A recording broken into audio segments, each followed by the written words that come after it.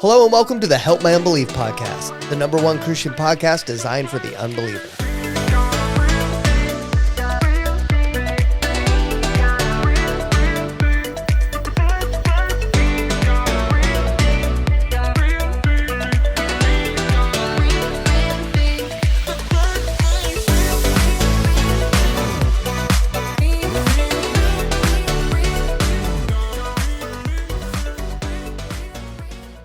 How's everybody doing? Fantastic. Good. I've actually had a beautiful day. Really? Productive. Got bids in. Got payments made. Boom. To me. To you. Praise the Lord. Handled and put out fires. Didn't work like I normally have to on Tuesday. Yeah. So, yeah, I kept saying, "Oh no, I got to be somewhere at 3." Let's talk about your baptism first. So Larry got to baptize. You've got to baptize 2 people? Yes. And I was technically yes. And it's your first time that you ever got to baptize somebody. Walk us through it. Tell us how it felt to be, even just to be asked about it. Like, tell us. First, I was blown away that they actually asked me. This is a couple that is here at the church. I'm intertwined with their family a little bit. He comes to my class. I just loved on Elizabeth, the wife. I've loved on Elizabeth since she, got here. And James is kind of in a shell a lot. But I just kept going at him anyway, and inviting him to be parts of things. So he's part of my men's group, and they got a little daughter that, it's one of those exciting things that every time she sees me, she runs to me and, says hi and gives me a hug, which there's a lot of little kids that are not afraid of my bigness. Yeah. I guess is a way of saying it. God's blessed me with that kids aren't afraid of me, to be honest with you. And then they have a daughter that's, I think, 19 or 20. And yeah. So, I'm involved with the whole family. I love every one of them. And so he asked you to baptize him. He was actually afraid to ask me, so she did. Oh, really? Mm-hmm. That's cute. And I was like, I didn't mean that in a demoralizing way, but that's cute. I don't know how else to say that. Yeah. First off, his job takes him away a lot. So he's not able to be here a lot. And every time we see each other, no matter what situation it is, we're happy to see each other, but I think that he was afraid to call on that. And Elizabeth reached out to me and I am elated. I don't even know if it's possible, but just the fact that you asked me has just blown my mind. And the more I got to thinking about it, the more I started tearing up about it, because it's not just that they asked or even that I was allowed to, it was that God allowed me to. You know what's cool is stuff like that is the payment for ministry. I have a roofing company and I'm okay with making my money there. And one of my goals is not to make money in ministry. That's not a goal of mine at all. But if we were talking about what you get out of ministry, it's probably moments like that. Oh yeah. There's a lot of, I know you know this better than either one of us. I'm new to this part of it where I get rewarded by God for serving. That's how I see this. Yeah. I saw it as God actually rewarding me for my diligence and serving. But I enjoy serving. I've served with you several times, so I know that you know my heart on it. But that was over the top. That was like asking to be the lead singer in praise and worship, and I've never been on the stage. That's how it felt to me. Plus, due to the situation, I was able to assist everyone in every one of the baptisms that we had on Sunday. I was so nervous because I was in the back and I was directing, and I wanted to make sure to get a good close up of you baptizing. That way it would be for you to, to be on YouTube. And little did I know that you produced a gym for me that I'm really going to get to post on this show. I'm never going to be asked to baptize anybody ever again. When you're listening to this recording, I'm going to post a clip playing on here. So if you're just listening, you might have to go to Spotify or YouTube to watch. But I'm going to post a clip of Larry baptizing. And the guy that he baptized is really tall. He's taller than you, isn't he? Braden's a couple inches taller 6'5", than I am. 6'6". He's 6'6", 6'7", something like that. Wow. I'm 6'5", dude. He's tall. No, you're not. You're 6'3". Fight me. I'm 6'5". I don't think so. But anyway, I don't see what the point of adding things to your height when you're already that tall. I don't get it. It's on the driver's license. I'm just telling you what you can just tell them and they put it. Anyway, no, I'm kidding. But Braden is taller. Have you tried that, Gary? No. Hey, I'm 6'12". No, I'd rather not lie. Zach, I want to see your driver's license. Now How tall I are do. you on your driver's license? Apparently he's 6'4". Out of the sake of being honest, I put 5'7" on there. And then my doctor was like, bro, you're not 5'7". Why is that on your license? And I was like, I have this overwhelming desire to be unlike Larry and just be honest. Oh. Mm-hmm. That's what it is. Well, my driver's license says I weigh 300 pounds, and I don't do that anymore either. Oh, you don't do that weighing heavy stuff I don't weigh 300 anymore. anymore. But anyway, if you're listening to this, I weigh 299. I'm going to post a video. I'm going to post a clip of Larry baptizing him on this. And what happened was Braden, he started to kind of go into the water, but he slipped. And so he started to come back up. And Larry said, you're getting baptized today. Braden, dunked him. Braden is a personal friend of mine. And he told me that he had a little bit of issue that he was concerned about when his ears get wet. He rejects his ears getting wet. So he moves. But at the same time, as we're going down, that was an assist kind of baptism.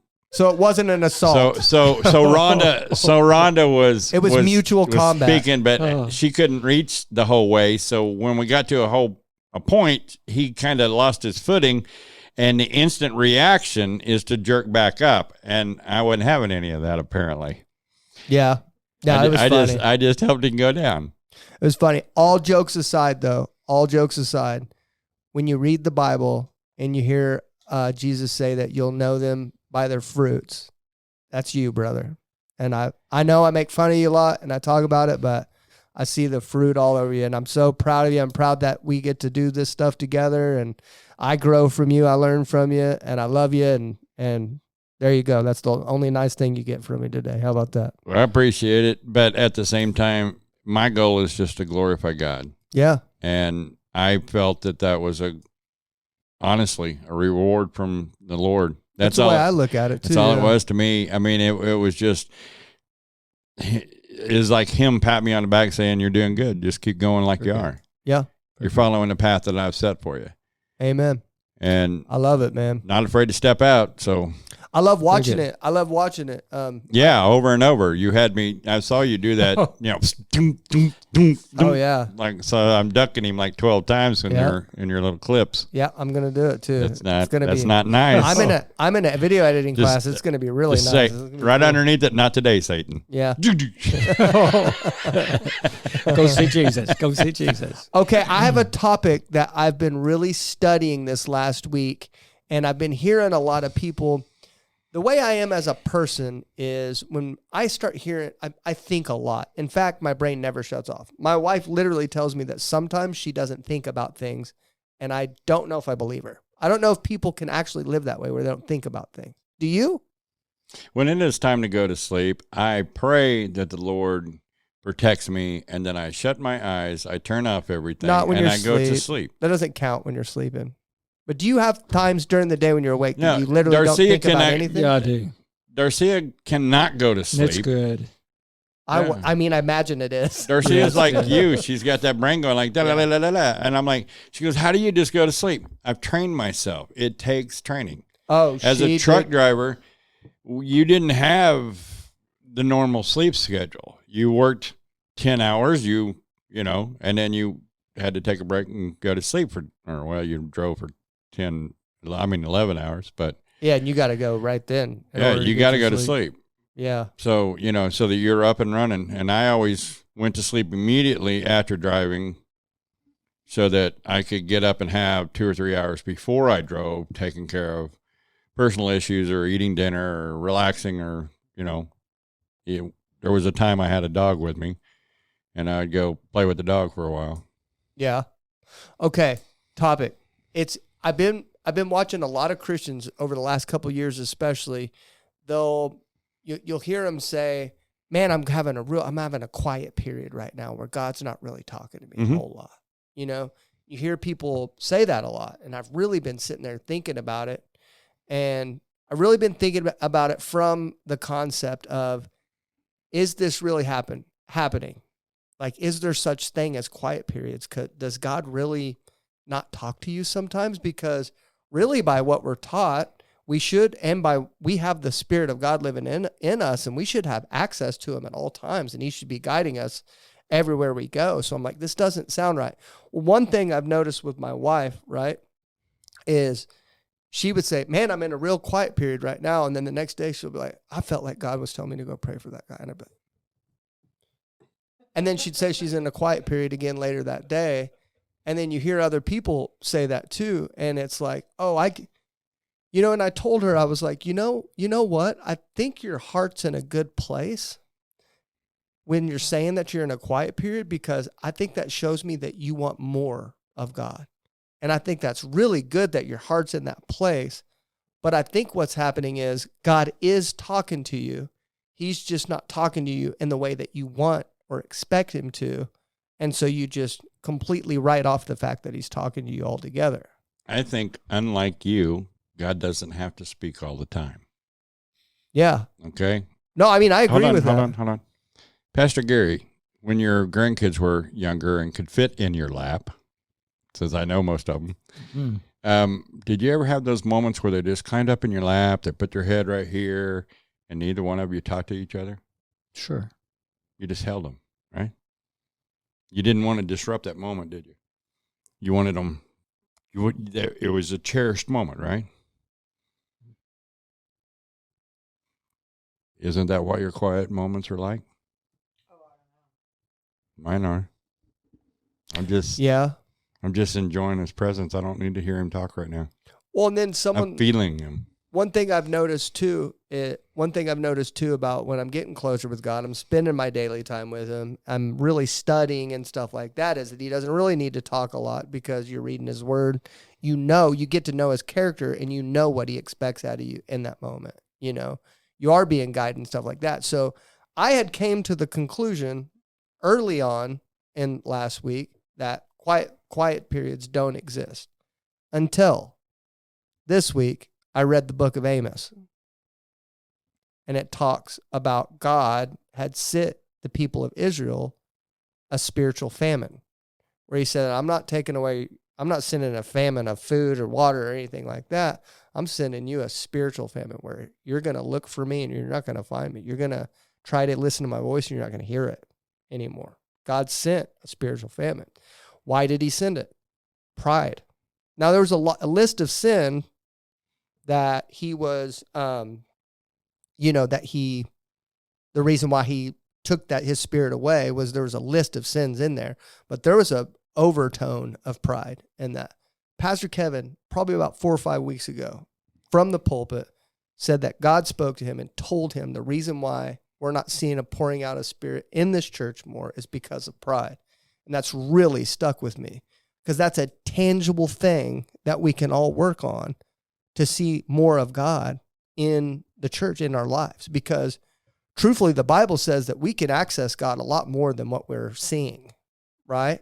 And I believe that that's true. I believe that we can. We do see miracles every now and then, but we want to, like Pastor Kevin, you get up there, you can see it. He really means it. He wants to see more of God moving. He wants more and more. That's a good place to be.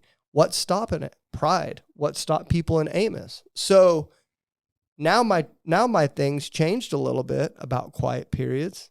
Is it could be a couple things. Maybe God is speaking to you. It's just not in the way that you expect him to be. Or 2, maybe you got some pride going on that you need to get rid of after reading the book of Amos. What's your thoughts on that? And then we'll get Pastor Gary's. If it was a extended period of time, yes, I could probably go along with what you're saying. As Angela said, I think I'm in a quiet moment, and then later that day, in your example, I think I'm supposed to go pray for that person, and then now I'm back into a quiet zone. She obeyed the Lord, and then she climbed up in his lap and just, he's holding her. She's already with him, so, God doesn't have to talk like this. Satan does. Yeah. Okay, Satan does this. God can direct you with his hand. He can direct you with his light. He can, nudge you here or there. But he doesn't have to talk if you're walking in obedience as much as if he's trying to get you back into obedience. But if he can't get your attention when he's whispering, why should he yell? Yeah. What's your thoughts on quiet periods, Pastor? Well, biblically, Eli was the priest in 1 Samuel chapter 9, and Eli's sons was Hophni and Phinehas. Hophni and Phinehas, literally the scripture says, did not know the Lord. They were preachers, priests, but they did not know the Lord. And in fact, they would violate the sacrifices. They would, put hooks into the best sacrifice and take it and eat it. Literally, it says that they had sex with women coming to church, coming to the tabernacle. And so it was a time when the priesthood, the leaders, the church leaders, were away from God. And that's when, if you remember with me, they had a battle with the Philistines. They said, well, God will be with us, so let's take the ark with us. Mm-hmm. They were presumptuous, believing that taking the ark with them, that it would secure the victory. And the Philistines captured the ark, killed Hophni and Phinehas, and of course, word came back to Eli, and Eli was, he died. And so what we find in the story is that there was no widespread revelation at that time. In other words, God's voice went silent. Isn't that referred to as the dark period or something like that? It would be, but like you said in Amos, God's voice went silent. What I'm going to say is this. The thing that we have different than they did in the Old Testament is the Holy Spirit. Holy Spirit. And I don't believe the Holy Spirit ever goes quiet. I think the thing we need to do is define what we mean by the voice of the Lord going silent. What do you mean? Because I constantly, every day, feel convicted of sin. I feel convicted of saying something wrong, and I feel led to go do something maybe I would have not thought of on my own, go witness that person or go talk to that person. And that's the Holy Spirit speaking to me. So, I think we need to define what do you mean by God talking to you, because I believe God talks to every believer constantly, every day, and he never goes quiet. And I think a good example of that is, how often are you convicted? How often does a bad thought come to your mind? You say, Lord, forgive me. And the Lord is revealing to you that it's wrong. And that's God speaking to you. Which should be every day. I think it's constant. Yeah. It says pray without ceasing. I'm in a conversation all the time. But, there are times when, like you said earlier, we were talking about how you can shut your mind down. Mm-hmm. There are times when I'm not hearing the voice of God. That doesn't mean that I have, like if I did something wrong, I'm sure that right back up at it. Right. Yeah. And I think it's from a good place that we all want that miraculous encounter with God constantly. That's really cool. Like that license plate on the men's group on Thursday, that license plate story. I won't go into it, but God clearly spoke to this guy through license plates on two different occasions. It's amazing. And we'd have to set up the whole story to tell you exactly, but it was clear. It wasn't just a coincidence. It was wild. And he talked to him like that. And we all want God to speak to us that way. And he does occasionally. He comes through. And to me, when he does that, I think it just shows how much he loves us, because Jesus said a wicked and adulterous nation will ask for a sign and he won't give you any. And so I look at it like we're in a generation where wickedness is running rampant, and God probably doesn't really want to give signs, but he gives his kid a sign every now and then. Just show you like, I'm here, I love you, chill out, but we do have to define that how God's speaking to us on a daily basis. And we have to learn to be like, okay, this is God speaking to you. You are having a divine connection to your creator. You are every single day, and how you conduct yourself and how you think and how you pray and how he convicts you of, like, I know something pops in my mind every day. I'm at war with my mind right now. And I literally hate myself sometimes, but I remember from your class sometimes too, it's just normal. Everybody has bad thoughts. You got to take it, squash it. That's not me. That's not me that's thinking that, because I would have never thought something like that. Mm-hmm. That's from Satan. You can get out of here. Mm-hmm. But that's God letting you, when you're submitted to the Holy Spirit, that thought might run rampant in your head. But now that you have God and the Holy Spirit, he brings it to your attention. Yo, hey, don't be thinking of that. Right. You're able to grab it and take it. It's just like if your child's reaching up for the flame on a furnace or on the stove, and you go, no, that's hot. Mm-hmm. Same thing. God brings that conviction into you so that you can capture your thought, rebuke it. Yeah. So the devil will flee. The only thing I don't like to see, though, is people feel less Christian because they don't hear God's voice like someone else. Yeah. And the enemy really loves to make people feel like they're less than a Christian, Yep. and uses anything.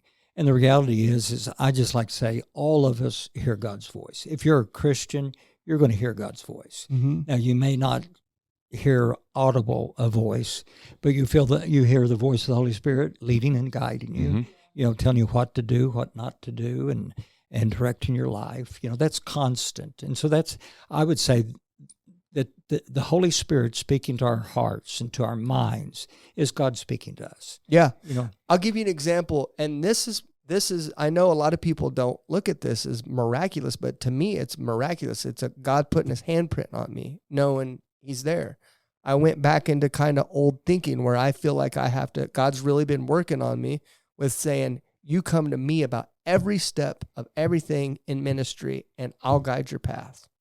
And I started going back, man, I've got so much to do. I've got to put this together, put that together. What if this, what if that? And I started thinking of that, and God stopped me right then and said, Zach, if you'll just follow me, if you'll just come to me in every little thing, you don't have to worry about. All you have to worry about is whether you should put your blinker on in this next intersection. You don't have to worry about this stuff anymore.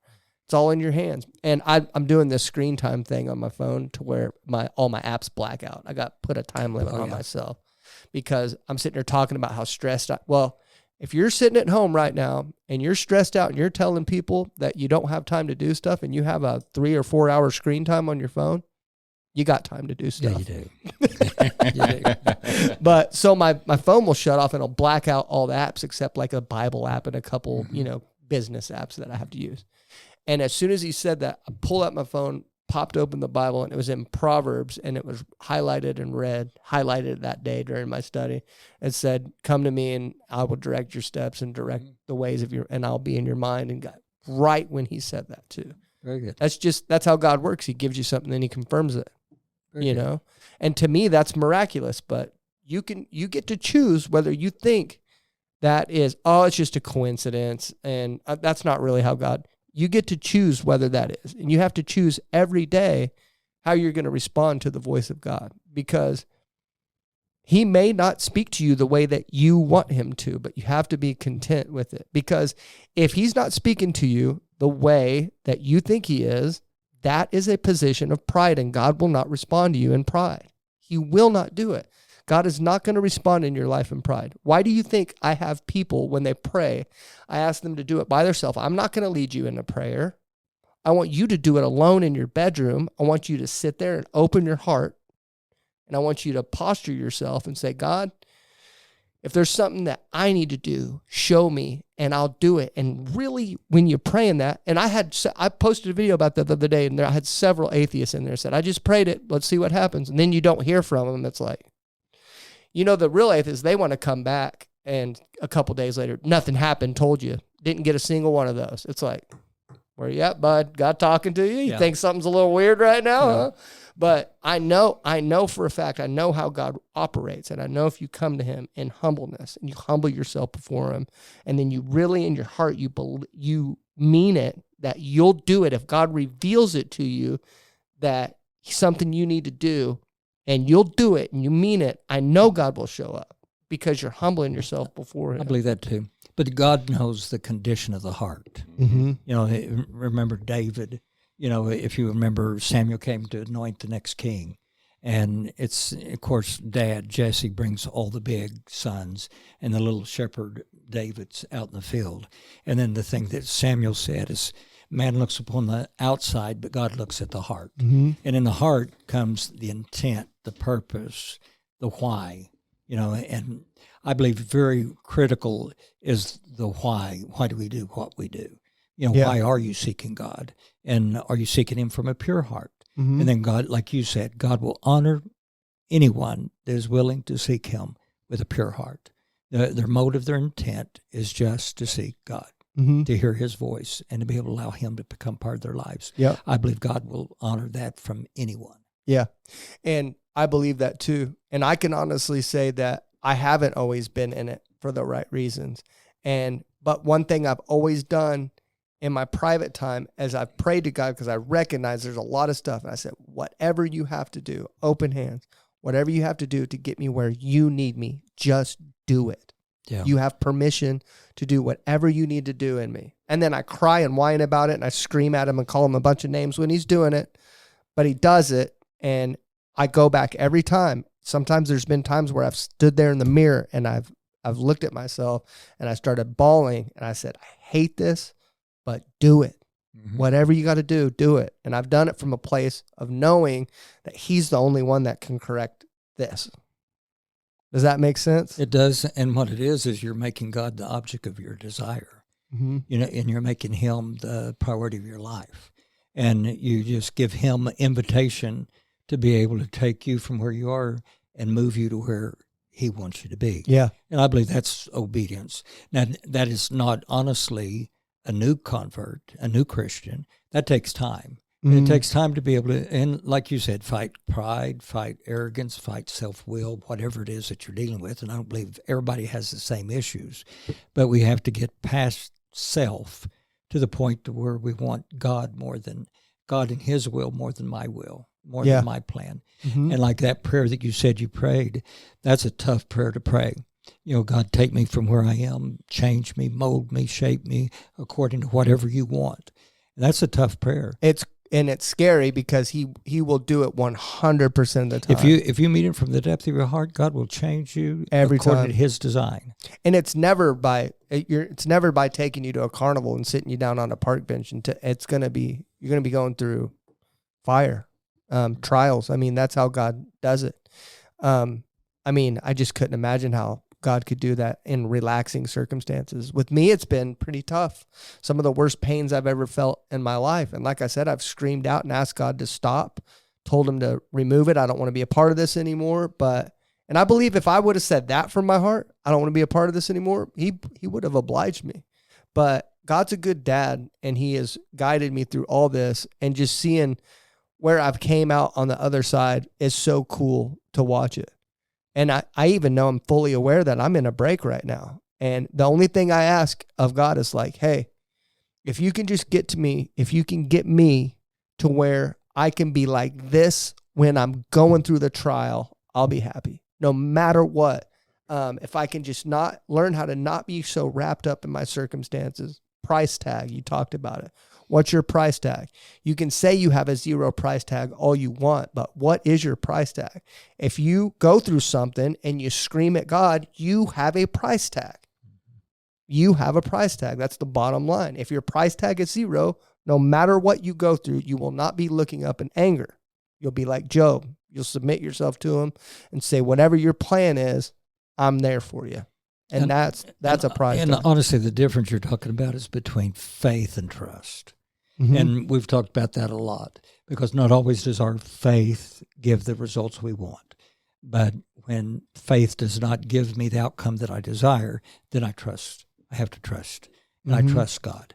And in our culture right now, and the political system and everything that's going on in America, you know, as a Christian, I see things that really concern me. But what I have to do is trust that God's working according to his plan. Mm-hmm. And so we're just going to, not my will, your will, and I'm going to put my trust and my confidence in you. Mm-hmm. Things aren't exactly like I'd like for them to be right now, but at the same time, I don't know what you're doing as far as working this way towards that ultimate end. And so God knows the end from the beginning, and he's a whole lot smarter than us. Yeah. And it's hard not to be, like the intent of this class that we're in right now about being cynical. It's hard not to be cynical, because if from the outside looking in, it looks like America's a foregone conclusion. Like, we already know what's going to happen. We're done. We're on a one-way track to HE double hockey sticks, and it doesn't look. But from this class, I don't think we should approach it from that way. Mm-mm. I think we should approach that we can have a revival here. Right.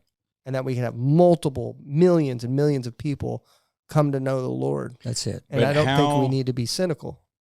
I am in a process of learning to, when I go through the trials, to count it as joy, like Paul says, and it's very difficult at times. But at the same time, I'm learning. So think about what the Bible says. It is going to get tough. It's going to get a lot tougher. But it has to get tougher, because there are people that are going to be driven to their knees through the hardness, and once they get to that point, then they can submit to God when they wouldn't have, because of their pride kept them standing up. Mm-hmm. And so, can I count that as a joy? Yes. I'm not interested in happiness anymore. I used to search for happiness, but what I search for is the joy of the Lord in my heart, where I'm just seeking after him and finding him in everything. Yeah. Even in the trials. He's right there holding my hand. That's in the good. fire, he's right there. It's a whole new level, isn't it? Like, it's one thing to stand tall in a trial and to just be like, trust you, God. But it's another thing to be joyful in it. It's a Mhm. whole new level. I mean, that's a level that we all need to work to get to. He's a good example. All the surgeries he's been through. What was it? 6 weeks he came back. Didn't even have a limp barely. Something like that. Yeah. It was just, I mean, Yeah, And God- amazing. And to me, joy, like you're saying, joy is to be convinced that everything's going to be okay. That's just, I'm convinced that, Romans 8:28. all things work together for Yeah. the good. I know that Yeah. that's the truth, so I don't have to worry And to about me, it. that is joy. I know everything's going to work out for the good. And that conquers pessimism and being cynical. The joy of the Lord. And again, of course, the joy of the Lord is our strength. Yes. Rejoice in the Lord always. And again, I say rejoice. Call on it And a so lot. thank God for that. Thank God that we can have joy even in the midst of trials. But I mean, the Bible gives us 365 times that he says, do not fear, do not worry. Okay? I mean, if it was that much, that's mentioned more than anything else, is don't have any fear about this and don't worry. I'm in control. And really, if And it's so gonna- if you trust him and you have control, if you trust that he has control, why waste time worrying? And a good challenge for the people listening would be the little postcard Philippians. Philippians, Paul wrote from a prison. Yes. And in it, over 17 times, he uses either joy or rejoice. And, to be, there he says, I can do all things through Christ who strengthens me. And he says there, and the joy of the Lord, rejoice in the Lord always. And again, I say rejoice. And so it's just a real powerful, encouraging book, little postcard. And it was written from a prison, all right. Good talks. Feel encouraged. Go into the phone call here today. Today we got Spaz, which is an atheist. He's the guy that was on last show that he had a medical emergency actually and was in the hospital, so that's why he wasn't able to come on. But we're gonna get to him now. All right, let's get to him. Spaz. Hey, is this Spaz? This is. How you doing? Hey, man, I'm doing good. It's Zach from Help My Unbelief. Yeah, hey. Sorry I missed the last one, man. I went into DKA, was in a diabetic coma for 2 days. Oh, my goodness. Wow. Well, I'm glad you're okay, man. That really stinks, but we made it through, so it's all good. Have you ever watched any of the shows? I watched a couple of them. Okay. You actually interviewed one of my exes there. I think it was like a year and a half ago. One of your exes? Yeah. Is it, hold on. Is it Gemini? Yes, it was. How did I guess that? Oh, How did yeah, you because I've guess talked to you before. What was your name on TikTok before? Started with the H, I mean, right? I've gone by a lot, anywhere from Spaz to Homestead Atheist, Yeah. Philosopher, things like. I've talked to you before in private chat before. Yeah. Mm-hmm. Yeah, I remember you. Okay. Well, hello to you. And I guess I was going to say hi to Gemini, but you said X. So, okay, let me go. I'm going to still go over the format of the show. And then I'm going to go around the room and introduce everybody to you, and then we'll get started. So the Help My Unbelief podcast, this is not a debate platform. Our goal is not to debate with you today. We are just trying to have a conversation with you. We're more interested in what caused someone to leave Christianity and stuff like that. Obviously, we're Christian, and I'm not trying to pull the wool over on your eyes or anything like that. Our ultimate goal is that everyone in the whole world would come to know Christ. But we understand that that's not always how it goes. But we're not going to try to shove this down your throat and try to beat you over the head with it. I appreciate that. We have a mission statement. I'll read that. I've been reading that to every guest. I'll read that to you real quick. Our goal is to provide the unbeliever with an environment that is safe from judgment or ridicule without allowing the belittling of God, having the ultimate intent of representing Christ to the unbeliever. So we want to represent Christ, who we see Christ is. We have a relationship with Christ in here, and that's what our goal is for you to see him through us. It's not to bash you over the head with it or anything like that. And so we've been pretty successful in not having debates with people and stuff like that. And that's our goal. Obviously, when you have two people with different beliefs, sometimes it gets a little hairy sometimes, so we can let it go a little bit into there. But if it starts getting heated or something, that's what we just want to stay away from that. So, okay, let me go. No problem here. Let me go around the room real quick. I have Coco in here. Hey, Spaz, how you doing? How you doing, Coco? Hope you're doing well. Friend. Doing well. Got my wife, Angela. Hello. Do you two know each other? Coco and Spaz, you know each other? Yeah, we used to run around in lives together and stuff. Oh, okay. All right. You ran around in lives? Lives, yeah. On TikTok, we'd be it's talking what you're going to be doing the same soon. little. Yeah, there's a whole vernacular I'm not aware of. Hi, Spaz. You're gonna learn today. Yeah, I got my good friend Larry here, How are you doing?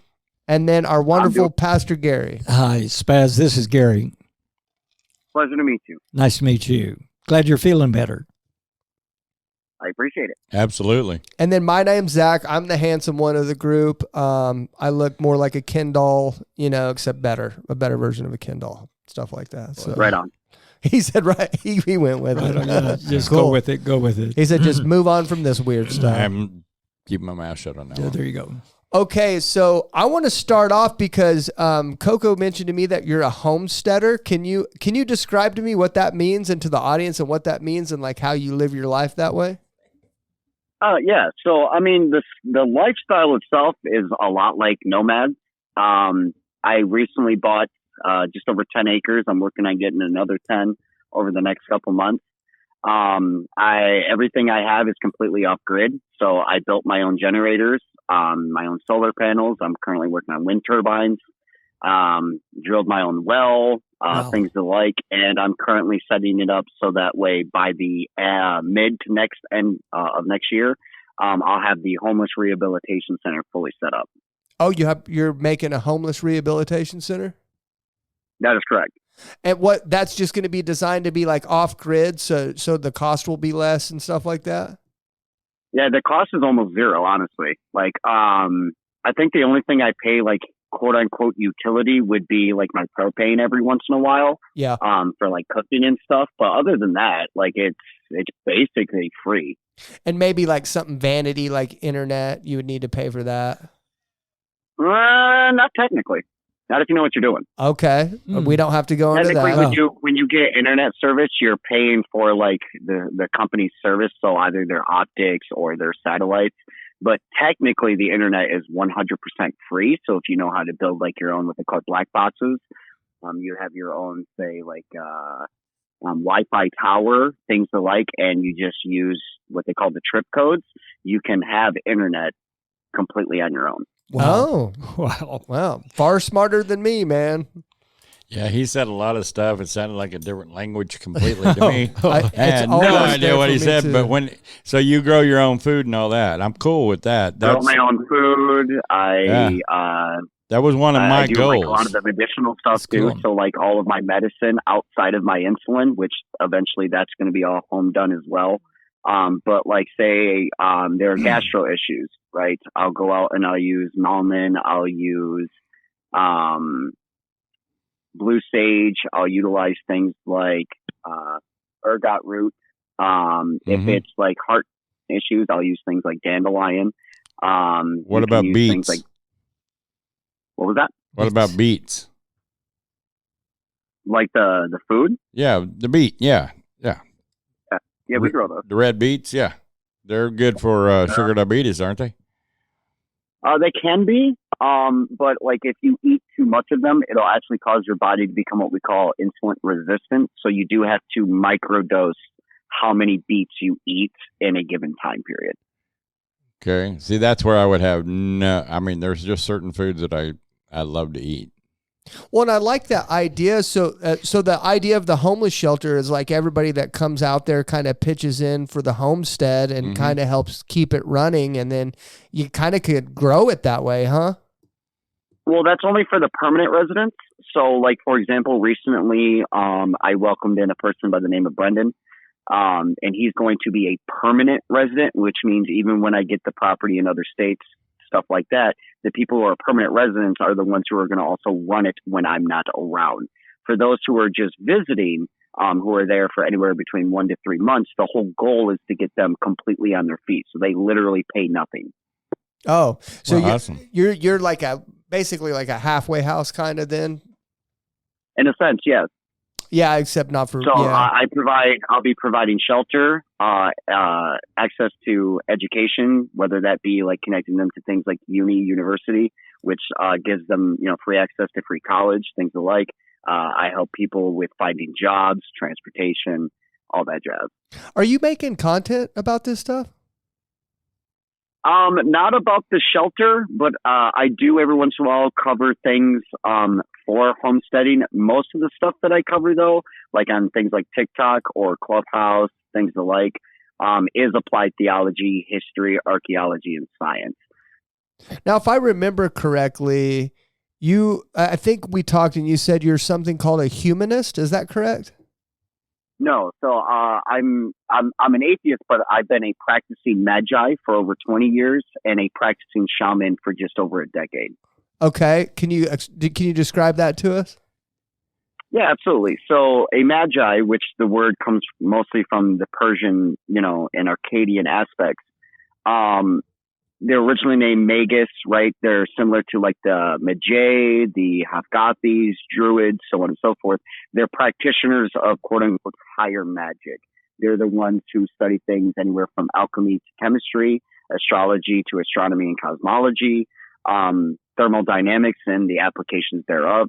So if you're a practicing Magi, your job is to not only research and then practice to see what works and what doesn't, but like say, society breaks down, your job is then to go from surviving faction to surviving faction to make sure no knowledge, history, culture, expression is ever lost. As a shaman, however, though, that's kind of like some people will call us witch doctors. Other people will call us healers, guides, things of the like.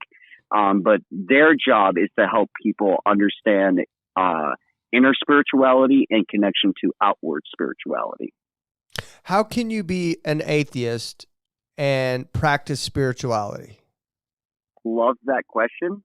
It's as simple as just because things operate on the quote unquote paranormal doesn't necessitate a deity, right?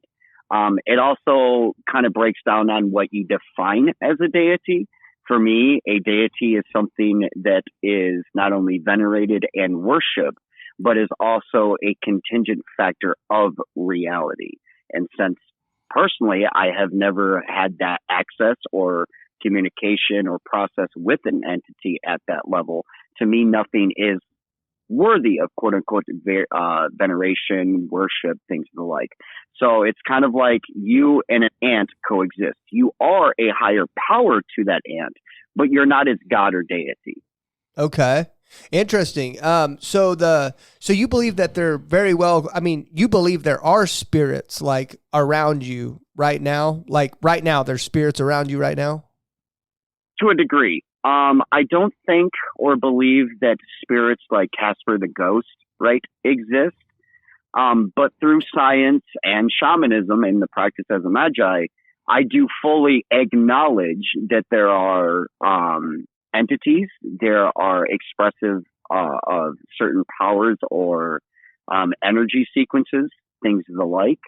But I also know that, as a practitioner, we always chase the mundane before we start investigating the quote unquote paranormal.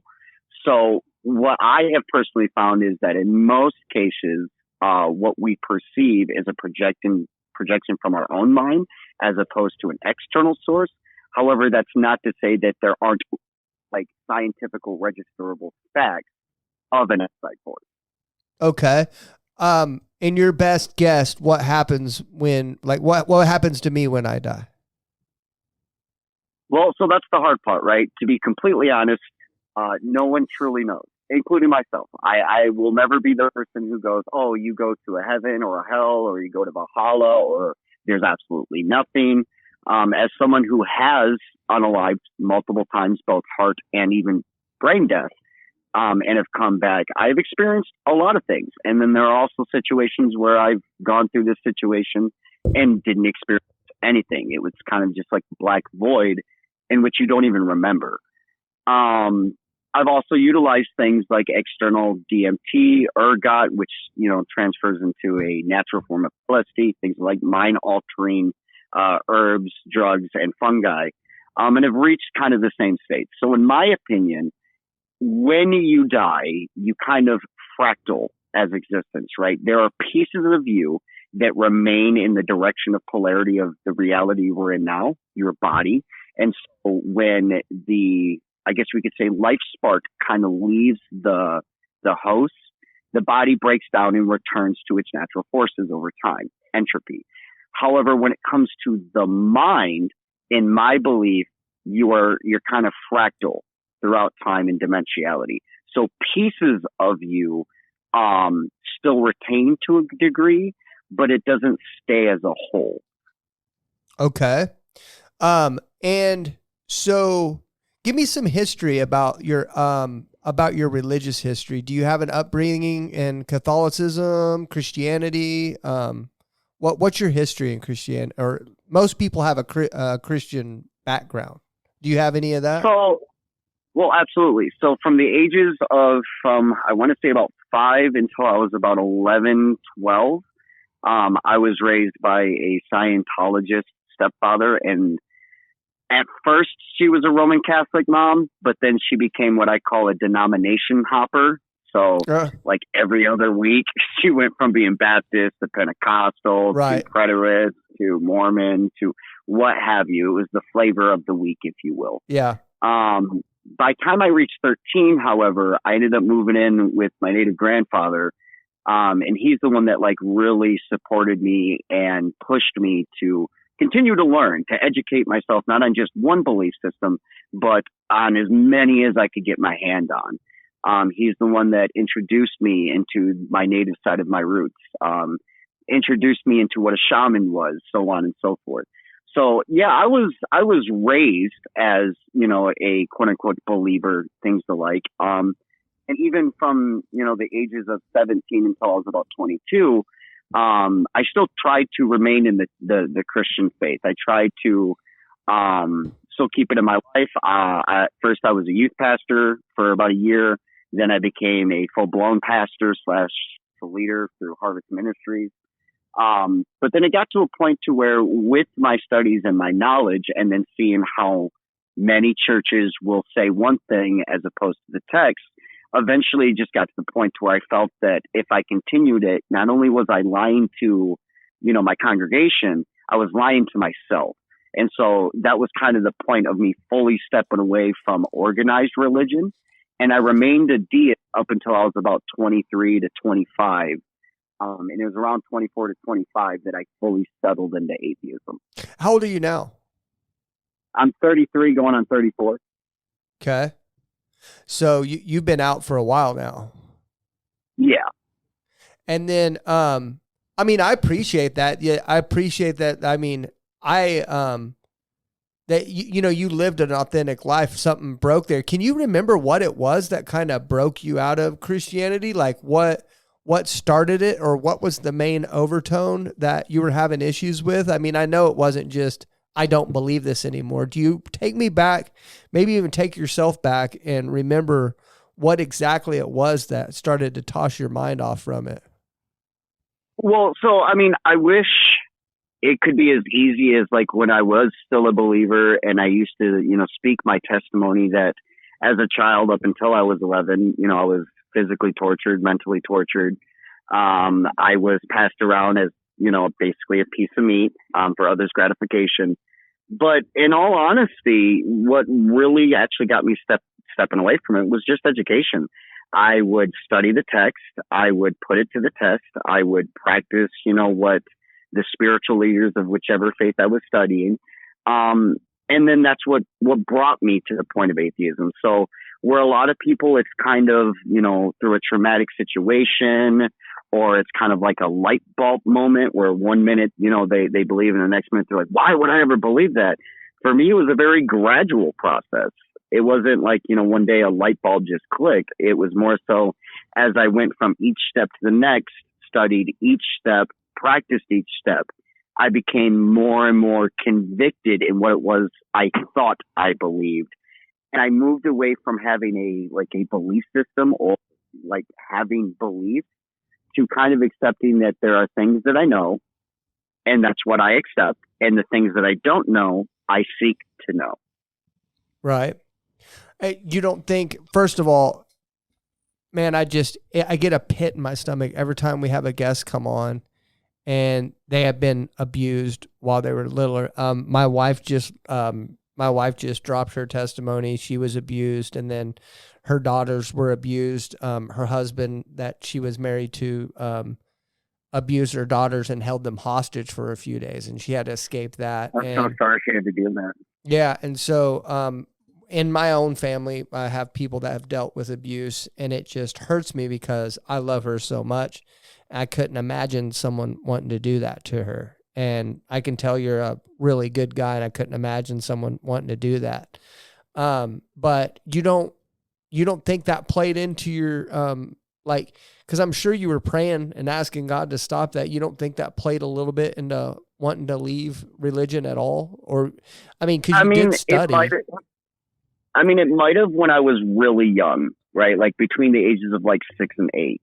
However, by time I was like 10, 11, and I actually paid attention to the text, I just accepted and realized that I can't blame an outside force for what people do.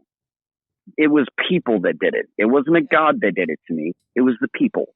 Yeah. And so I stepped away from the hate and anger towards a plausible God, because even as a kid, you have that question. If God truly loves me, if God is here to protect me, so on and so forth, why doesn't he step in? Right? It's one of the biggest age-old questions for every person that's ever walked away from the faith. But for me, I just got to a point to where it wasn't a question that had to be answered, because to me, it didn't matter. The God wasn't the equation. The people were. Yeah. And in shamanism, do you believe in forgiveness? Like, have you forgiven the people that have done that to you? I never forgave them, but that doesn't mean I hold animosity. I don't seek revenge. I don't seek like retribution. I don't even seek an apology. For me, it happened. you learn from it, and you do everything you can to not reproduce it yourself. Yeah, that's good. Good. So one thing I look at, and one thing that fascinates me, the difference between belief and unbelief. And I look at the story of the parable of sower. I'm sure you remember that, right? Mm-hmm. So where Jesus talks about, basically talks about planting seeds, and some seeds are going to be planted on good soil. Some seeds are going to be planted on bad soil. Some seeds are going to be planted on the rocks. And then it talks about an enemy that comes up and tries to uproot these seeds that's been planted. And if the seeds haven't been planted on good soil, then they're going to get ripped up. The enemy's going to be successful. And so that, I'm not bringing this parable up to say that your seeds were planted on bad soil. That's not the purpose of me bringing this story up. But when I look at unbelief, I look at, okay, now God says that there's an enemy that's trying to fight against a belief system, and he's getting better and better at it. I mean, if what we believe is true, then what we see in America and everywhere else, the deconstruction community is growing by the day. And you know that, I know that, I can see it. I'm not hiding from it. We can see it. But I look at that and say, okay, there's something trying to distort the word, the character of God. Have you ever thought about what if that's happening to you, and that you could be getting fooled by a spiritual darkness that's trying to distort the character of God, and he really is good, and he really does have your best interest in mind? Have you thought about that? All the time. And what do you think about when you think about that? Like, take me through your process. So, like, currently, right, I see things as forces. So even as an atheist, I see nothing wrong with acknowledging that there are, quote unquote, light and dark forces. There are forces that are there to heal, to uplift, and then there are forces that are there to destroy, unwind, things like. However, where I find most believers kind of see it as a black and white, and that, there's good, there's evil, there's no real in between, so on and so forth. I see it all as a unified purpose, that one cannot necessarily exist without the other, at least within our reality. And so death, for example, is a natural part of life. It's not something to be feared. When it comes to the idea of morality and things alike, I have accepted and understand that it is rooted within myself first, which is why it is never identical with, say, any other person that I interact with. There are always going to be some situations in which the individual's perception is going to differ from my own. Now, as for, quote unquote, say, like a big bad guy, like a devil, or a specific like ruler of the darkness, pulling the little hamstrings, I don't see that. When I was a kid, yeah, I could picture it.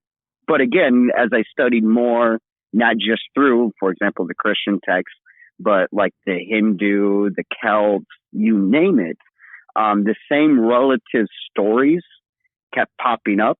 And I started realizing and understanding what were parables, what were metaphors, what were meant to be taken literally, things alike. And I started using them as guides, not as doctrine.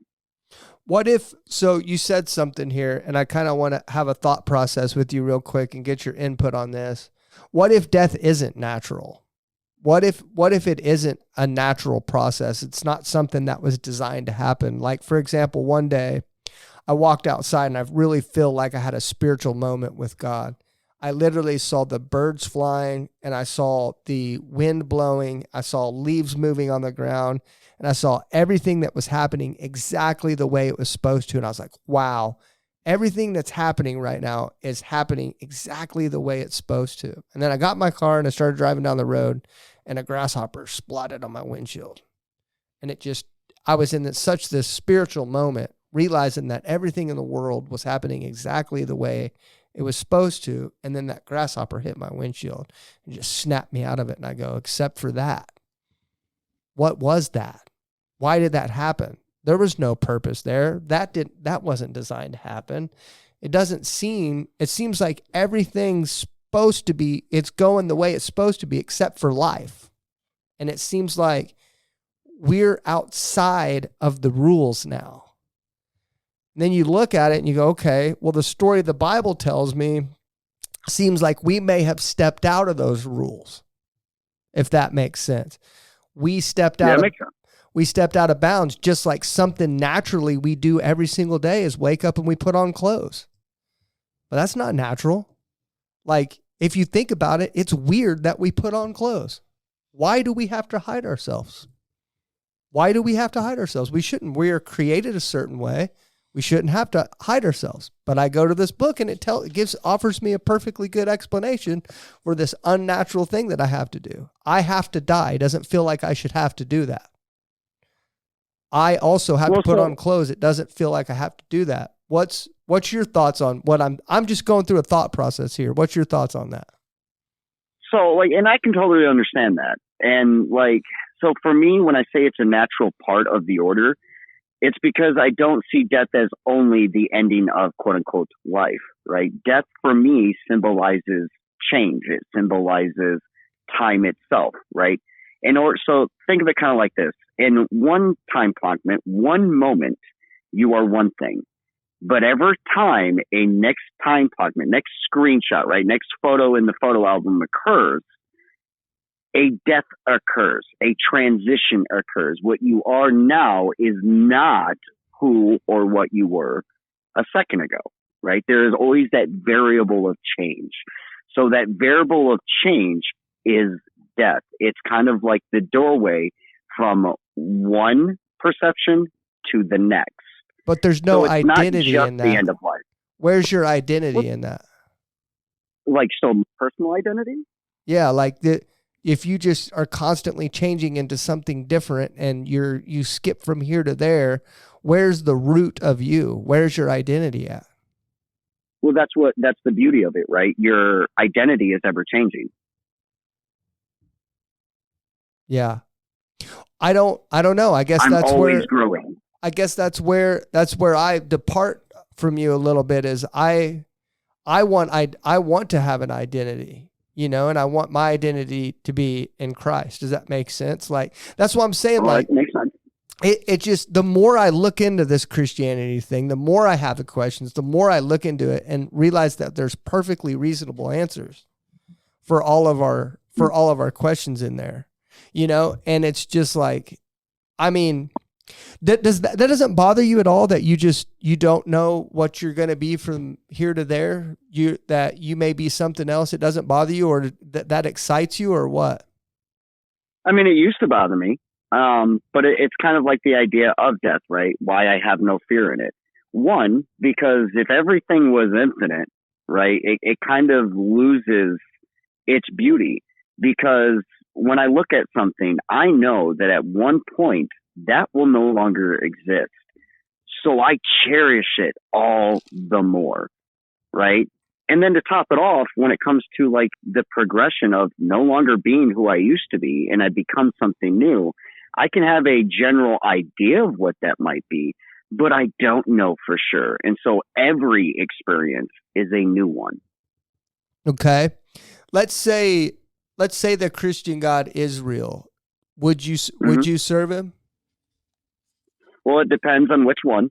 But if we're using a colloquial variant, right? So we just say Yahweh. If we're going off of the text, no, I would not. Jesus. Okay. Could you give me a definite, either a historical version, or are we only going off of the Bible? So who I'm talking about is the Jesus, for example, Paul says that if Jesus didn't rise from the dead, then Christianity's null and void. It's pointless. So I'm talking about the one and only Jesus that rose from the dead. He is, okay. John describes him as the Word, that he's been there since the beginning. And he's the atonement for our sins. So that one. So for me, that's one of the biggest reasons why, one, it wouldn't make sense. And two, would I hang out with the guy? Would I probably follow some of his teachings? Yeah, probably. Would I worship him? Would I venerate him? Would I see him as a quote unquote God? No. Fair enough. Fair enough. You don't feel any angst about that at all? None. Right on. Because for me, for example, right, it'd be no different than Buddha, right?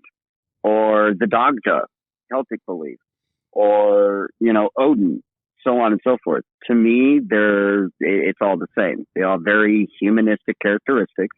They have their good sides and they have their bad sides. And at least with Christianity, I think that's like the biggest thing, at least for me, that really woke up, was when I looked at the aspect that we were supposedly made in their image, right?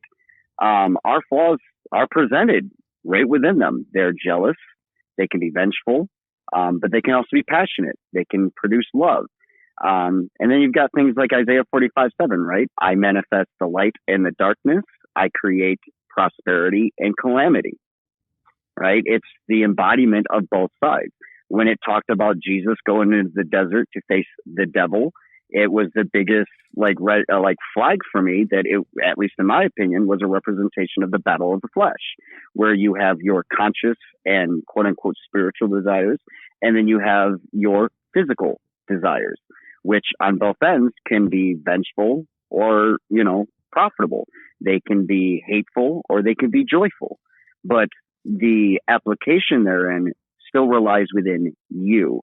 It's not an outside force that demands or forces you to do so. You're the one who makes those decisions. You're the one who produces it. So before I would even think about applying it to a God, I'd first have to apply it to myself. Okay. Fair enough. Okay. We're going to do something called the rounds now, Spaz. What we do is we go around the room and we all say something in closing. And then because you're our guest, you're going to get the last thing out of this. So, right on. We're just going to go around. Coco, you got anything? I was just going to say, thanks for being on. It was, it's good to hear from you. It's been a while. Hope you're doing well. And, again, we appreciate you being here.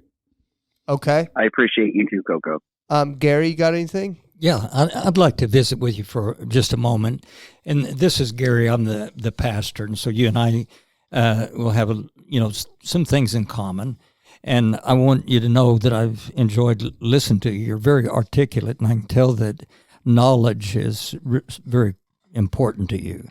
And you're very intelligent. And I just have a couple of questions I wanted to visit with you about. And absolutely, one is you made mention of thermodynamics as being something very important to you in your study, and of course thermodynamics tells us that that eventually there'll be nothing, that there's a loss of energy with every time that it's used, going down literally to eventually being nothing. Would you agree with that? That's the basic definition of thermodynamics. So no, I wouldn't agree. Thermodynamic does present to us our two main systems. One is the aspect that within a operating closed system, energy operates in a very specific way, which is why we say that energy cannot be created nor destroyed within a closed system. However, we know that our universe is what we call a semi-open system. Now, whether or not our specific universe, according to thermodynamics, will experience either a heat death or an extreme. But you don't agree. You don't agree with the basic definition of thermodynamics. Well, so the basic thermodynamics kind of just states that within the closed system, it could operate at either a what we call cold death or a heat death. Well, my question was going to this then, and that is what do you believe the future is? What do you believe the future of the world is? Depends on how far in the future. Like if we're talking like eons, for me, when I run the math and I run, physics and quantum physics and temporal mechanics, it's most likely that we will kind of phase from one set of polarity into another eventually. But it's as good as a guess as anybody else. Okay.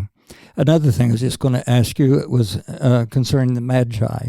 What is of course, you've studied Scripture, and you were a pastor at one time, and of course, the Magi visiting the birth of Christ. And what is your take on that as far as who they were and where they've come from and what their intent was?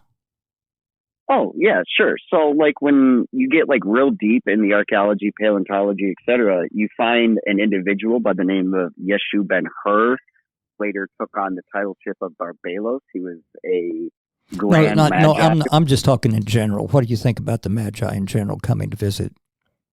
Well, that's what I'm saying. Like, this individual was visited by Balthazar, Gaspar, things of the like. They were Magi priests. Yeah, but I'm saying from the scripture.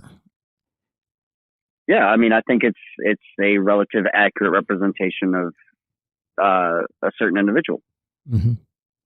And that they came from where? Persia? Persia, India, like a host of places. And you had mentioned that your past was Mormon, and you had I thought you mentioned that. So my mother was originally Roman Catholic, but eventually she became what I call a denominational hopper. So, like, every other week she would go from being, Pentecostal to Catholic to Mormon to non-denominational. I myself, though, kind of just stuck to the non-denominational route ever since I can remember. Okay. And that was the church that you pastored was non-denominational? Yeah, well, it isn't anymore. It's now considered, I think, Baptist, but when I was in service, it was considered non-denominational. It was called Harvest Ministries, and before that, I worked for a place called Life Change Church.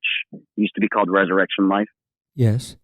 Did you have what you would maybe personally say that you felt some reward and maybe fulfillment or accomplishment through being a pastor? I did at first. Like my first, like as a youth pastor, I felt accomplished. However, as I became a full blown, spiritual leader and pastor, it kind of went the other way.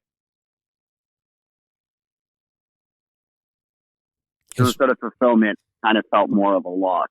I felt like I wasn't being true not only to myself, but to the people I was teaching. Especially because there were things that I learned in school that didn't match with the criteria that was being asked of me to teach. Well, it's been good being able to listen to you and to have you today. And I just wanted to let you know that we've enjoyed listening to you and would love to be able to just represent Jesus Christ to you. Okay. That's our only intent. I appreciate it. Okay. I'll go and then I'll let Larry go. First of all, if you start making more homestead content, I'll watch it because I watched that Nate guy and Will Survives. I don't know. Do you know them? Mm-hmm. And I find that content very interesting.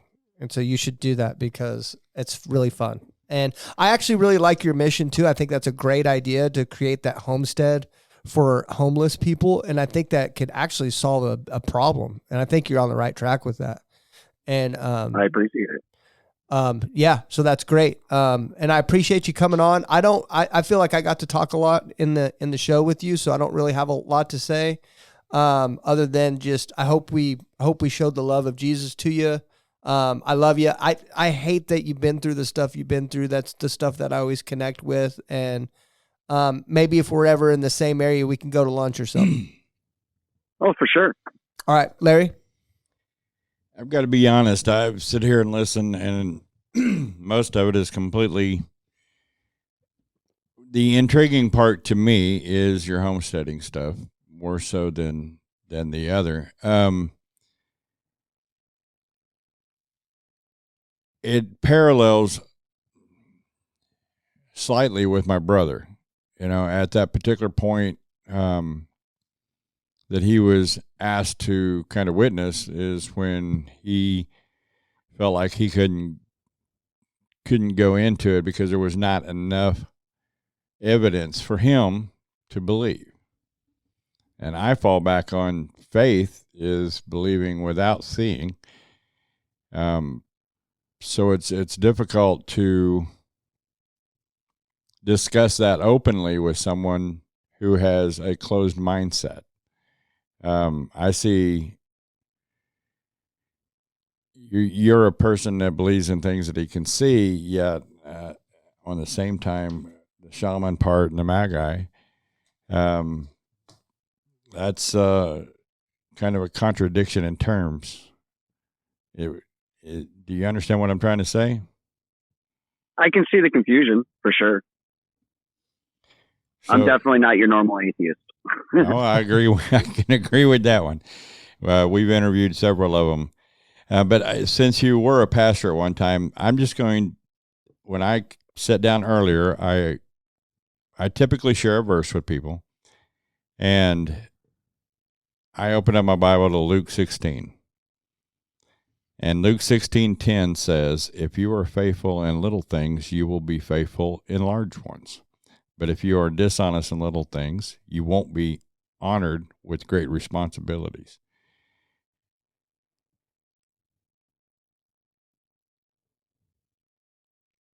I think that really was the verse that I'm supposed to share, but it goes on, if you don't mind, in 11. And if you're untrustworthy about worldly wealth, and who will trust you with the true riches of heaven? And if you are not faithful with the other people's things, why should you be trusted with things of your own? No one can serve two masters. No one can serve two masters. For if you hate one and love the other, you will be devoted to one and despise the other. You cannot serve both God and money, is what I use a NLT version. So to me, where it says money, shouldn't really be there. But I think, in all honesty, I can kind of understand where you're coming from with everything that you've been through. But there is a time when it has to go beyond what we see and what we touch. And I hope I didn't sound like a blubbering idiot, but that's what I felt like I was supposed to share with you. I appreciate you coming on and taking the time to speak with us. And I hope that your diabetes gets under control so you don't have another issue like you did. So if you don't mind, I'll put you on our prayer list. Sure, if you'd like to. Okay. Right. Spaz, it's all yours, buddy. I appreciate y'all having me. I'm always down for actual discourse. I've always been one of those people that I've never really cared whether someone believes in something or not. The only thing I've ever truly cared about is how people utilize that belief. So if you're chasing God and you're paying attention to things like Matthew chapter 25, 32 through 46, and you're feeding the hungry, you're clothing the naked, you're visiting those impoverished, you're letting your fruits speak for you, I will never have an issue with you in any way, shape, or form. And I encourage those. I'm not one of those atheists that tells people that, hey, because I don't agree with you or what you're saying doesn't make sense, you need to leave your faith. I implore people to research it, to deep dive it even more, to get truly intimate with their belief. Mostly because I kind of see it no different than our mundane, right? If you take out a, loan for a mortgage, right, you're going to read all of the terms and conditions. You're going to truly master your knowledge of it, and then you're going to apply it. And that's how I see faith. That's how I see beliefs. That's how I see religion.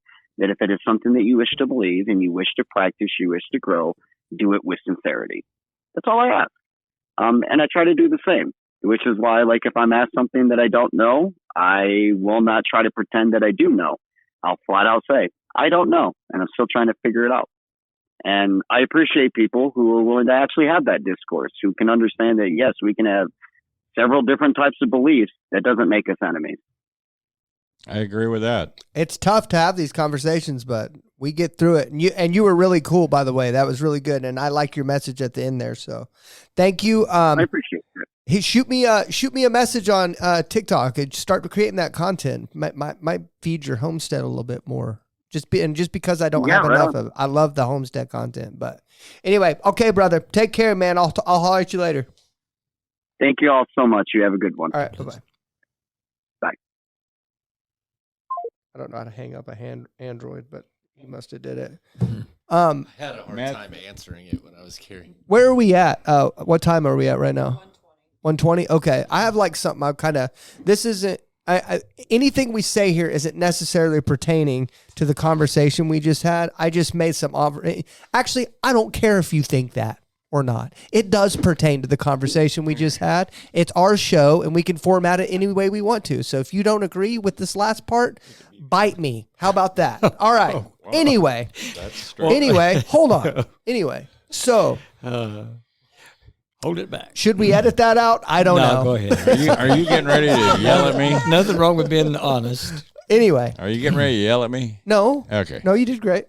So my thing is like, so you guys remember when I went through kind of like my questioning period and stuff like that, right? And one thing I can tell you during that period that I didn't really have a really good connection in my prayer life with God, because you can look at like a lot of Christians, they go to church and they combine a daily walk with Christ with, I've got to be reading, praying, and worshiping. And if you have any of those that are out, then you're not a real Christian and you just need to get out of here, right?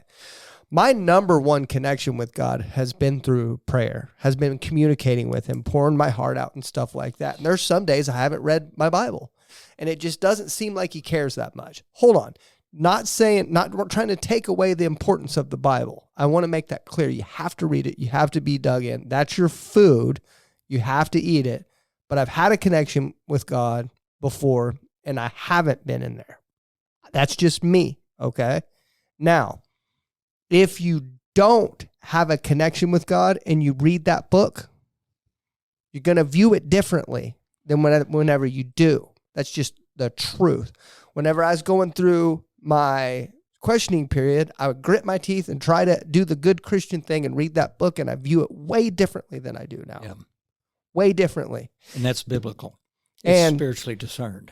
I'm sorry, but like, just for an example, the evidence that Christianity is true in the way I live out my life. For example, Satan makes it pretty clear that he's okay with me as long as I'm not ministering. I haven't had a spiritual attack in a month. Until today. Yeah, today it was bad. And it got heavy today. And it's just, he's not even hiding. The evidence, whenever you walk out in faith, like this young man, Spaz, he goes out and he says when he starts to be a pastor, right? And he goes out and I don't know. I'm not trying to discredit his story and say that I'm taking definitive steps. I'm just telling you how my walk with Christ has been. And whenever I step into ministry, I start getting heavy attacks from the enemy. And we really start testing that no price tag thing that I'm drawing a line in the sand. Enemy steps over and tries to wipe that sucker out. Mm-hmm. And it's going to be tested. Ministry is tough. I'm sorry. It's just the way it is. It's the way it is. And I'm not saying that guy got uprooted, but that Bible sure does tell us that when we're walking aligned with Christ and you're all in, there's going to be something that comes and tries to pull your plan up. Going to. How many have we talked with that were pastors and then walked away? Yeah. And like I said, man, I'm not drawing any conclusions here because we don't know. We haven't walked a mile in that guy's shoes. Nope. We don't know. Nope. But we do know what it's like to be practicing Christians, practicing ministry. Everyone in this room has done ministry, have put themselves in difficult positions before. And everyone in here can say for 100% fact, they have experienced spiritual battle. And that is evidence that what's in that book is true. Just the bottom line. Yeah. It's just the bottom line. And it's just, that's the problem is you as a person, you get to decide where you put the goalpost. You get to choose that, where you put the goalpost of what's evidence and what's not evidence. You get to choose that every single day as your own individual person. To me, what I just described, that's evidence. And you might be rolling your eyes and saying, no, it's not. I don't care what you think. That's evidence to me. I'm going to put my goalpost where it's at. But at that point that you're talking about where it gets tough, then you make the choice. And that is am I going to draw closer to God and rely upon him, or am I going to turn my back on God? You can either read that Bible and look for reasons to believe, or you can read that Bible and look for reasons not to believe. I've done both, and I have done it honestly. And How did you feel about that, Gary? I feel like the gentleman was very intelligent. I believe that his Here. primary motive is intelligence, to know, knowledge. Okay, Don't touch anything. I'm very hungry for knowledge. Good. It breaks my heart that he's a pastor, honestly, and because I can relate to that. That's why I asked him, was there ever a time when he felt fulfilled and, like he was doing God's work, accomplishing something. And so, and I don't want to, of course, I don't want to say anything that honestly I wouldn't say if he was sitting across the table, and I wouldn't. But the thing that breaks my heart is he doesn't believe that there's anything that is worthy of his worship. And that means then nothing is over him as a deity or something greater than him, because nothing is worthy of his worship. And that's a real small place to live, me personally, because that makes me honestly bigger than I am. And then also it bothered me to think, like, I get wrapped up in identity a lot. The fact that he didn't know what he was going to be from one day or the other. It's like, well, what about you? Where do you go? What happens to you, like, when you die? Like, you don't just become something or someone else and live in some alternate reality. What about you? It's like almost shucking the accountability off to someone else. Like, you lived a life, and there's some things that we've done or not done that we're going to probably be held accountable for. And you can't just shuck that accountability off to someone or something. But else. how sad would it be, though, if there was a end and nothing? Nothing. To me, life would be so meaningless if this was all there was. 70 years, 80 years. And I've known people, of course, that have died young. And how empty would it be and even cruel. Yeah. God would, if that was it, God would be cruel if he created us just for this temporary life that we have here. And there's nothing more than that. Yeah. And to not have an existence past this we believe biblically that we carry our knowledge into everlasting life. We believe that we'll know and be known. Even as we're known, we'll recognize, when we get to heaven, we'll recognize each other. We'll see each other, and then with that, there'll be a memory. I believe God will wipe away all the tears. There'll be nothing. Somehow God's going to take away bad memories. But at the same time, I'll know Paula, my wife, and we'll know each other when we get there, and we'll know Paul and Peter when I see them. We'll know Jesus, And so the reality is I get to take part of me right now into eternity. Yeah, you couldn't experience true joy if you didn't have contrast. I mean, why? Yeah. I mean, if this is it, how miserable is that? Yeah. And why, I can't even look forward to eternity if I have no awareness of it. I get to take me into eternity, which makes it paradise, makes it worth it. Yeah. It's just, I don't know.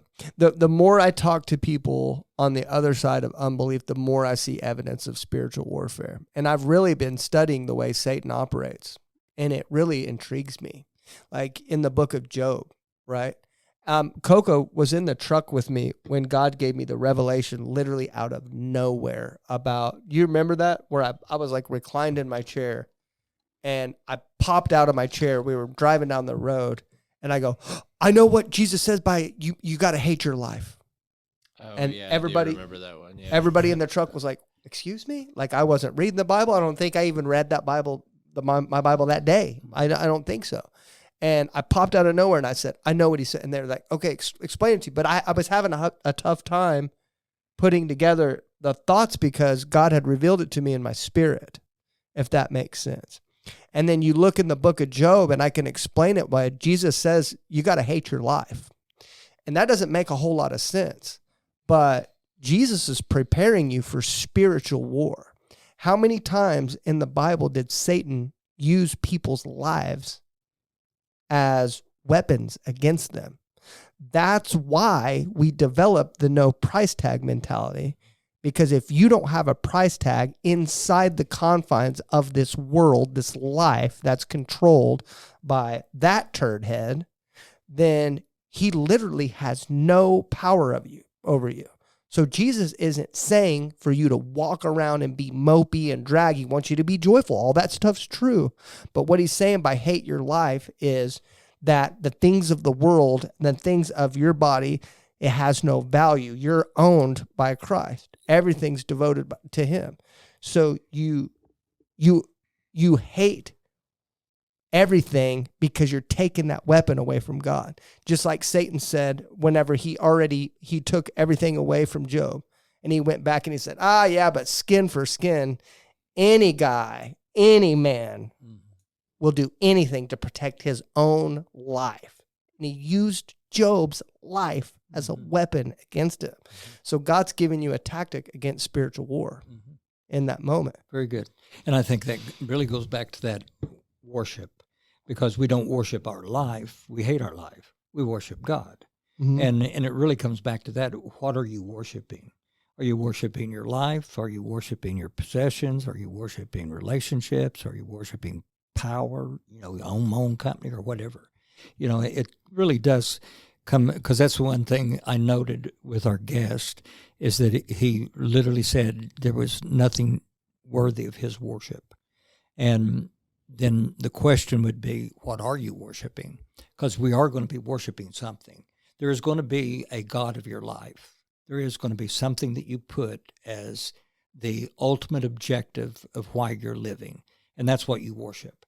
The ultimate objective for the Christian in our living is Jesus Christ. I live for Christ. I die with Christ. My objective is to please Christ, and and I worship him. And then when you answer what your objective in life, what's your motive, what's your intent, what's your passion, what you dream about, what's the ambition, drive, motivation, and direction of your life, that's what you worship. Yeah. Spaz, if you're listening to this, write in the comments of what you think you put in the forefront of your life, or if you worship anything in your opinion. Put that in the comments. So, and I hope he listens to it. But at the same time, I really want Spaz to know that we love him, and we just want to reach out to him with the love of Jesus Christ. Well, I know that when I first met Darcia, she was like my world. I can honestly say I worshiped her. I told people that she was the air I breathed. Like literally, that if she were to die, I don't know that I could continue. When we hit our 5th anniversary, we had a remarriage because, we had a biker wedding on the first one. So, I thought it would be more prudent that we have one in the eyes of the Lord. So we had Pastor Kevin kind of reunite us. He didn't really get to say a lot. We kind of did it. But the whole premise of that was me telling her that I expect her to love God more than me, and asking her for the same permission to love God more than her. So I took her out of that place of worship, and I put God in that place. And at that moment, I know that my life truthfully changed. Yes, she is part of me. She is everything that I, in the world sense, everything that I desire or want. But to be able to actually love God more than my other half gave me that freedom that opened up the ability to serve him more deeply, if that makes sense. It does, 100%, because it gives clarity to what you worship. And that clarity is so critical, because then that gives us, every aspect of our life meaning. Because everything that I do and want to accomplish and fulfill comes under the umbrella of that I worship. Mm-hmm. And being able to to be. I've never. Everybody knows I've been married numerous times, but I've never been able to be quote unquote equally yoked. I didn't even know what that looked like. I mean, I thought it meant marrying somebody my size. You know what I mean? Which that wasn't gonna happen. But we could make it happen. They have something called Tinder nowadays. No. But I mean, it was like, now we are equally yoked. Equally yoked means go in the same direction. You're not bucking the collar. You both have the same purpose, which is we both choose to serve God continually. We don't. There are times if she wearies, then I carry her weight. If I weary, she carries my weight, meaning that I encourage her. She encourages me equally. It's not just me being, the leader, but we are equal because we are one. And until I honestly never understood what that looked like, even though my mom and dad were, a good example at that time when I was growing up. I didn't understand how to become one. Yeah. I mean, we all think it's just the union part of it, but it's really not. It's not at all. It's an amazing revelation when you can stand together, and I feel her worshiping. I feel her joy in her worship, and she feels my excitement for the Lord. Even though we're two different people, we feel that. And together, it's like we glow searching for God in worship. Mm-hmm. I mean, I don't know. Maybe I'm a little bit off. No, it's very good, because a good study is Genesis 2:24, where it says, and the two shall become one. And then take that same thought and go to John 17, where Jesus said, I pray that my disciples would be one, just like, Father, you and I are one, because Jesus is praying to the Father. And he says, I pray that those who believe in me because of their testimony, that they would be one, just as you and I are one. And so that's crummy math. So what he's talking about is unity. Just like Genesis 2:24, the two become one. So every believer becomes one in unity of our love for God and our purpose, our motivation, our drive and ambition. That's that every believer. That's what makes worship service it really so is. Intense, is because everybody... You get all these believers together and all worshiping God. Love it. Cool.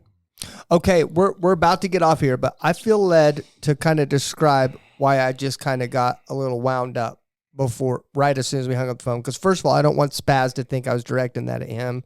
And I also want to describe the format of the show moving forward. And the reason why I said that. So we have a group of unbelievers that have been attacking me in the show recently for the conversations that we have after the caller hangs up the phone. They're basically calling us cowards, and that it's not a debate show, but then you guys put in your own input when the caller's not here to defend himself, right?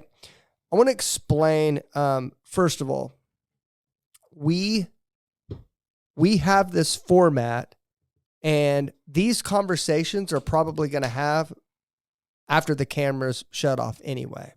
We're believers. You guys know it. You're not stupid.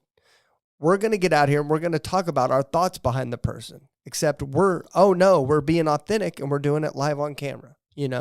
We try our hardest to stay away from talking bad about the guest or drawing conclusions, but we're offering our thoughts on what went on in the conversation and what that person has gone through based on what we believe and how we live our lives. And we can do that. This is our show.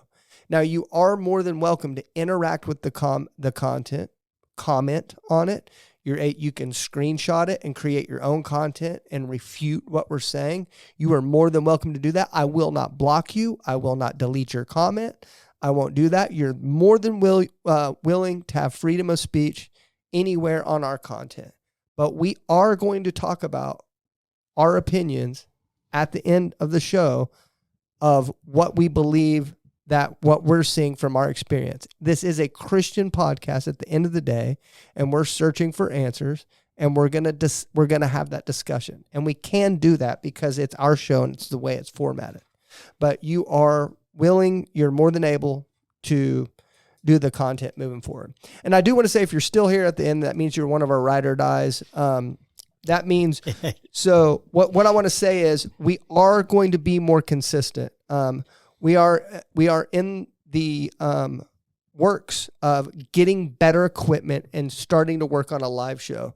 So you're most likely going to start getting a show a week again, every week, which those of you that can't make the live shows, we're thinking about doing them Friday or Saturday nights, and we're going to take live calls from unbelievers. We've already agreed it's Saturday night. Okay, Saturday night. We're going to be doing Saturday night, probably around 6 or 7 p.m. Central. And then we're going to be taking live calls from unbelievers. We're going to post a phone number, and we're going to Wild West it and let unbelievers call us at will. Yeah. And so we're going to be doing that. Pastor Gary's going to be joining us once a month for a pre-recorded show. And then we're going to do probably 2 lives, and then we're going to do 1 other pre-recorded show a month. So you'll probably get 2 pre-recorded shows a month and 2 lives. For those of you that can't make the live, I'm going to chop it up and edit it and post it as a real show so you guys can watch it too. So since it's going to be Wild West in it, does that mean I have to wear cowboy stuff? I would love for you to. Change out my visor for a cowboy hat, It would put be on a vest. No, but you got to cut the top of the cowboy hat off. Change out my Glock. Change out my Glock for a Colt 45. Yeah, Right? you got to cut the top of the cowboy hat off. It's got to be a cowboy hat visor. That's the rule. I'm going to make you You know one what? now. I can swing that. I think I have a cowboy hat at the house. You do. I do. Yeah, but I'm I gonna don't make think you our go heads with- are the same size. Are you saying mine's bigger or smaller? It was gifted to him. You don't even Metaphorically. Everybody bigger, knows right? about your ego, brother. Right. Okay. Anybody got anything in closing? All right. Take us out, buddy. You know, I just want to say that I honestly, when the comments are negative, I just offer up a prayer for you. Doesn't matter if you believe or not, because I do. And it's my belief. So I can understand your anger. I haven't been quite where you are, but I have been there before. I just never had a doubt that God ever existed. I know that he does. I can't not even think that he doesn't, because I see him in each and everything, but I'm openly seeking after him and finding the answers. So I invite you on that trip. And that's the reason that we're here, is to offer you an opportunity to know the Lord like we do. I hope you take it up on it. But Jesus loves you, and so do I. Thank you for watching and listening. We're out. Thank you for watching or listening all the way to the end. Check back once a month for new episodes. And also check out HMU testimonies right here on the HMU network.